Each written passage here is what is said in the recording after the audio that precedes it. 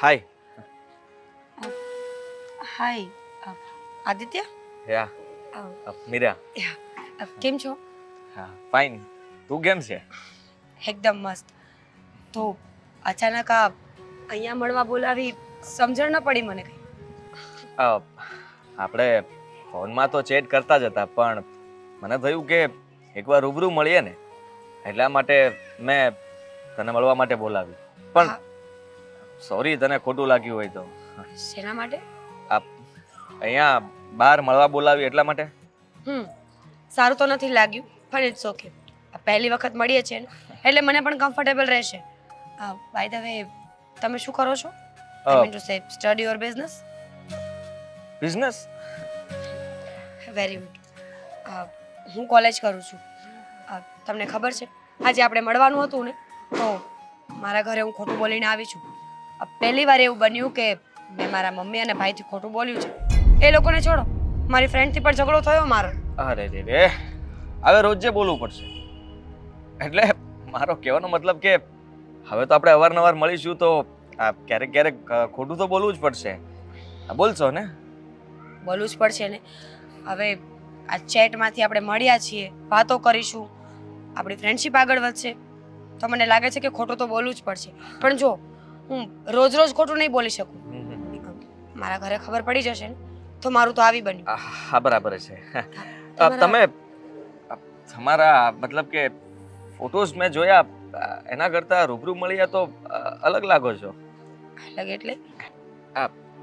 એટલે સોરી, મારો કહેવાનો મતલબ કે જુઓ, અત્યારે રૂબરૂ જોયા અને મેં તમારા ફોટોઝ જોયા હતા, એમાં ઘણો ફરક છે. તમારે પણ એવું જ છે, પણ આ તમે મને કોમ્પ્લિમેન્ટ આપ્યું કે કમેન્ટ કરીને એ ન સમજાયું. ક્લિયર કરશો? ક્લિયર, વિઝન ક્લિયર છે. તમે બહુ સારા છો અને થેન્ક યુ મારા પર વિશ્વાસ મૂકવા માટે. હજી ક્યાં મૂક્યો છે વિશ્વાસ? હજુ તો મળ્યા છીએ, આગળ વાત થશે, બીજી વાર મળીશું ત્યારે ખબર પડશે ને. પછી તો હું તમને પહેલા જ કહી દઉં, મારું ફેમિલી બહુ સ્ટ્રિક્ટ છે. મમ્મી પપ્પા લોકો મને કોલેજ મોકલે છે, બહાર જવા દે છે, ફોન આપે છે. એનો અર્થ એવો સેજેય નથી કે હું મારી લાઈફને ફ્રીડમથી જીવું છું. આ તો ફોનની જરૂર પડે છે ને એટલે આપ્યો છે. તારી વાત સાચી છે, બધે એવું જ હોય છે. પણ જો હા ફ્રીડમ મળી જશે, આઈ મીન કે આપણે રોજે મળીશું, વાત કરીશું, એકબીજાને જાણીશું, પછી કદાચ ફેમિલીમાં પણ મળવાનું થાય, એટલે હા કોઈને કઈ ઇશ્યુ નહીં હોય. જોઈએ છીએ. અત્યારે તો જેમ છે ને એમ ચાલવાનું. આજે મારી ફ્રેન્ડ મને લેવા આવવાની હતી, એની સાથે ઘરે નથી ગઈ. હવે ઘરે લેટ જઈશ ને એટલે મમ્મી અને ભાઈના સવાલો થશે, અને મારે આજથી અત્યારથી જ ખોટું બોલવાનું શીખવું પડશે. જો મને ખોટું બોલતા આવડતું જ નથી, નહીં ને પકડાઈ ગઈ તો? ના ના ના ના, એવું કંઈ નહીં થાય. હિંમત રાખો. અત્યાર સુધી આપણે ફોનમાં ચેટ કરતા હતા તો પકડાના. જો તમારા ઘરમાં ખરેખર બધા સ્ટ્રીક હોત, તમારા ભાઈ, તમારા મમ્મી, તો તમારો ફોન પણ ચેક થતો હોત, અને ફોન ચેક થાત તો કદાચ આપણી ચેટ પકડાઈ જાય. પણ એવું તો બન્યું નથી. તો સીધી વાત છે કે તમે જેટલું મતલબમાં માનો છો કે મારું ફેમિલી બહુ સ્ટ્રીક છે, એવું નથી. નોર્મલી થોડું ઘણું તો હોય છે, પણ વધારે પડતું નહીં. એટલે જુઓ, ફ્રેન્ડ્સ. ચલો ત્યારે હવે હું નીકળું, મારે લેટ થઈ ગયું છે, અને જો ઘરેથી ફોન આવશે ને તો પ્રોબ્લેમ થશે. કઈ વાંધો નહીં, તમે જઈ શકો છો, પણ એક સવાલનો જવાબ આપતા જાઓ. હા, ફરી ક્યારે મળશો? કાલે. અરે વાહ, હા જવાબ જોતો હતો. Thank you. કાલે છે ને હું લેક્ચર બંક કરીને તમને મળવા આવીશ, એટલે કોલેજથી ઘરે જતી વખતે કદાચ જો મને ભાઈ લેવા આવે ને તો મારે ખોટું ન બોલવું. બરાબર છે, એકદમ બરાબર છે, કઈ વાંધો નહીં, બંક કરી નાખજો. ચલો ત્યારે મળીએ. બાય. Bye bye.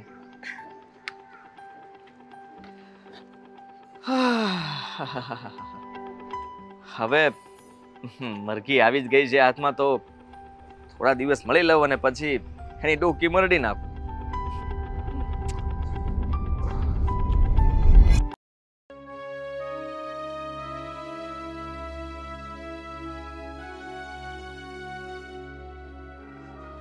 આ છોકરી દરરોજ વહેલી આવી જાય છે અને ફોન પણ ઉપાડતી નથી.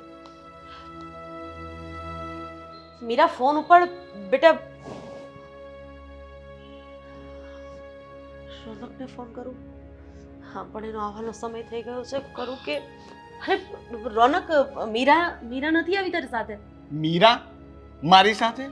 અરે તમારી સામે જ તો એણે સવારે કહ્યું હતું કે દામિની સાથે આવશે. અરે પછી મારી સાથે શું કામ આવવાની હતી? પણ બેટા ક્યારની ફોન કરું છું, એ ફોન નથી ઉપાડતી. અને તને ખબર છે ને કે કોલેજથી 4 સાડા 4 આવી જાય છે. તું જોતો ખરી, આ 7:30 થવા આવ્યા છે. અરે પણ એનો મોબાઈલ કદાચ સાયલેન્ટ પર હશે. એમાં તમે આટલું બધું ટેન્શન શેના માટે લો છો? બેટા જ્યાં પણ જાય છે ને એ મને ફોન કરીને જાય છે. મેં દામિનીને ફોન કર્યો તો એણે કીધું કે એની કોઈ ફ્રેન્ડની બર્થડે હતી તો ત્યાં ગઈ છે. પણ તને ખબર છે ને કે જવાની હોય એને ખબર હોય ને તો મને ફોન કર્યા વગર કશે જતી નથી. પણ ભૂલાઈ ગયું હશે. હવે કદાચ એવું છે કે બર્થડે છે તો એની ગિફ્ટ્સ લેવાની હશે અથવા તો કંઈ પ્લાન કરતા હશે, એમાં ભૂલાઈ ગયું હોય ને. આ સારું છે નહીં? હામ ક્યારેક એનો પક્ષ લેવાનો આવે ને તો તું એના ખોળે બેસી જાય છે અને સામ સામે હોય ને તો બંને ઝઘડ્યા કરો છો. અત્યારે એનો વાક તને નથી દેખાતો? હું એવું નથી કહેતો, હું તો બસ એમ કહું છું કે તમે ટેન્શન ના લો. તમારા માટે કહું છું, એનો બચાવ નથી કરતો હું. હા, તું ફોન તો કર તારામાંથી પણ. હા ચલો ફોન કરી જોઈએ. બસ ખોટી ખોટી ઉપાધિઓ ના કરો ને. તમારું ઉપાધિ તો થાય ને. અરે તારા પપ્પા અહીંયા નથી. કાલ સવારે કંઈક ઊંધું ચોતું થઈ જશે ને તો મારી નાખશે મને. અરે શું કામ નેગેટિવ વિચારો છો? નેગેટિવ વિચારવાનું જ નહીં, આવી જશે હમણાં. હા હું ફોન કરું છું. હા જમાનો કેટલો બદલાઈ ગયો છે, સમય પણ એટલો ખરાબ ચાલી રહ્યો છે. ઉપાડ્યો? ના, રિંગ જાય છે. આ છોકરી પણ ફોન નથી હવે છે ને ઉપાડતી. એ કઈ નાની નથી રહી. આ બધી વાતની એને ખબર હોવી જોઈએ કે મારી જવાબદારી શું છે. હા તમારી વાત સમજુ છું પણ તમે આટલા ગુસ્સે ના થાવ ને. સાંભળો, એ આવે એટલે એને કઈ ના કહેતા. પેલા રીઝન જાણજો કે એને શેના લીધે લેટ એક થયું. કામ કરું, એના હાથનું તને જ ખીજાવી લો. એટલે શું કે મારે એને કઈ કેવું નહીં અને એની બાબતના જવાબ પણ તું જ મને આપી દે ને. અરે એવું નથી કહેતો. મમ્મી હવે મીરા કઈ નાની નથી રહી. થોડી એની ઉંમર પ્રમાણે વાત કરતા પહેલા આપણે ધ્યાન રાખવું જોઈએ. અને તમને ખબર છે ને આજકાલના છોકરાઓ છે ને સહન નથી કરી શકતા. મને તમે મારતા ને તો પણ હું કઈ બસ બાપા બસ. તમે મને સલાહ સૂચન આપી દીધી, મેં માની લીધી. અત્યારના છોકરાઓને હું કઈ જ નહીં કહું. કદાચ 12 વાગે આવે ને તોય અત્યારના છોકરાઓ એને કઈ કહેવાય જ અરે નહીં. એમ કે થોડી ને ચાલતા હશે. 12 વાગે આવે એટલે કેવી વાત કરો છો? આ તો 7:30 થયા એટલે મેં કહ્યું 12 વાગે આવે તો હું પણ ખીજાવા લાગીશ ને તમને. એવું થોડી ચાલે. પણ હું દામિનીને એક વખત પાછો ફોન કરી જોઉં કે હા એવું કરો, પૂછી જુઓ. કદાચ એની સાથે કઈ વાત થઈ હોય અથવા મેસેજ થયો. હું એટલી વારમાં એને મેસેજ પણ કરી જોઉં. હાલો દામિની. અરે પણ મારી વાતો સાંભળ બેટા. પણ હાલો હાલો. કાપી નાખ્યો ફોન. મેસેજમાં પણ ડબલ ટિક નથી થતી એટલે ડેટા પણ બંધ લાગે છે. આ છોકરી હવે હેરાન કરે છે. ક્યાં ગઈ હશે? તું ફોન તો ચાલુ રાખ. તું બેઠો બેઠો વિચાર્યા ના કરીને ફોન ચાલુ રાખ તું. હા પણ હું વિચારતો હતો કે એના કોઈ ફ્રેન્ડનું નામ યાદ આવે તો એને ફોન કરીને પૂછી જોઉં. દામિની સિવાય એ કોઈ ભેગી જતી આવતી નથી.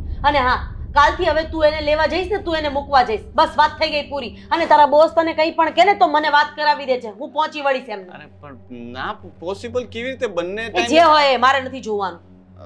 ફોન નથી તો ઉપાડતી. પાછો કર ને. હા હા કરું. કંટાળશે એટલે ઉપાડશે. તમે શાંત થાઓ, હું કરું છું, ફોન કરું છું. હું ભગવાનના દીવાબત્તી કરું છું. તું ફોન કરે ને. અરે પણ તું કર ને ભાઈ ફોન. મીરા ફોન ઉપાડ ને યાર. આજ સુધી આવું ક્યારેય નથી થયું. ફોન કેમ નથી ઉપાડતી? આટલી વાર ફોન કર્યા પછી પણ ના ઉપાડ, આવું તો પહેલી વખત બન્યું છે.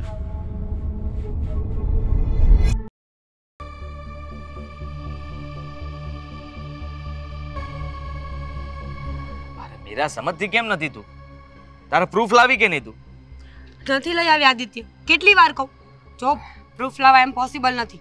પ્લીઝ તું સમજવાની કોશિશ કર. તું સમજવાની કોશિશ કર ને.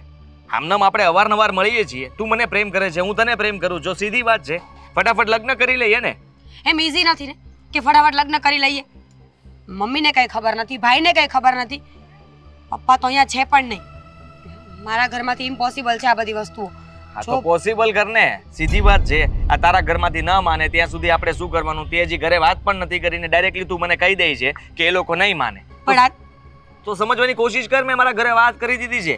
મારા ઘરેથી બધા રાજી છે, લગ્ન કરવા માટે બધા તૈયાર છે અને મને ભાગીને લગ્ન કરવા માટેની છૂટ આપી છે.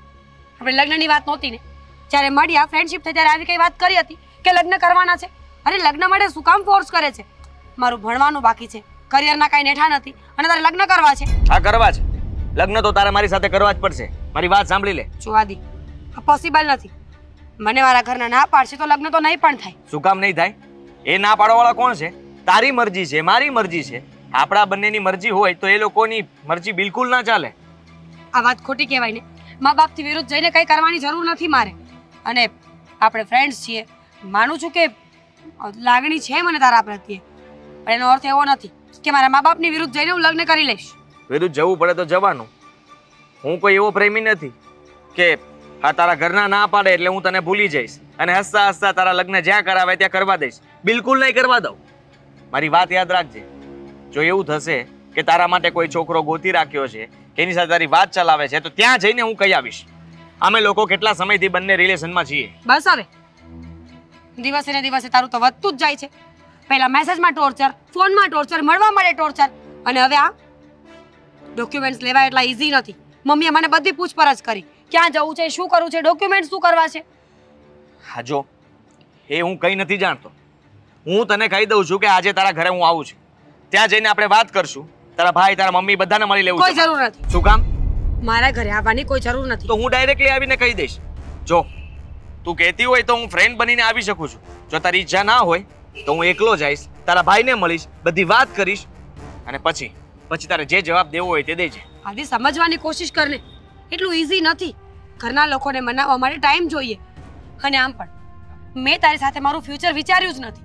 તો આટલું બધું કરવાની શું જરૂર છે તારે? હા, પણ મેં વિચાર્યું છે ને, અને હું કહું છું એમ તારે કરવું પડશે. નહીં તો પછી હું તને શાંતિથી રહેવા નહીં દઉં. શું કરીશ તું?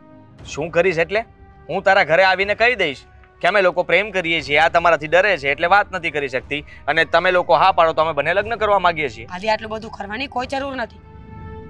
માનું છું કે રિલેશનશિપ છે આપણી બંનેની વચ્ચે, એનો અર્થ એવો નથી ને કે તું ઘર સુધી પહોંચી જાય. તો પછી જો, પ્લીઝ.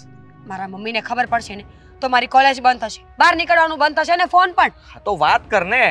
ફક્ત વાત કરવાથી કઈ બધું બગડી નહીં જાય. તું કહે છે એટલું ઈઝી નથી ને. હું આ કોઈ સારું કામ નથી કરી રહી. છોકરા અને છોકરીની ફ્રેન્ડશિપ ઘરે કેવી એટલી ઈઝી નથી.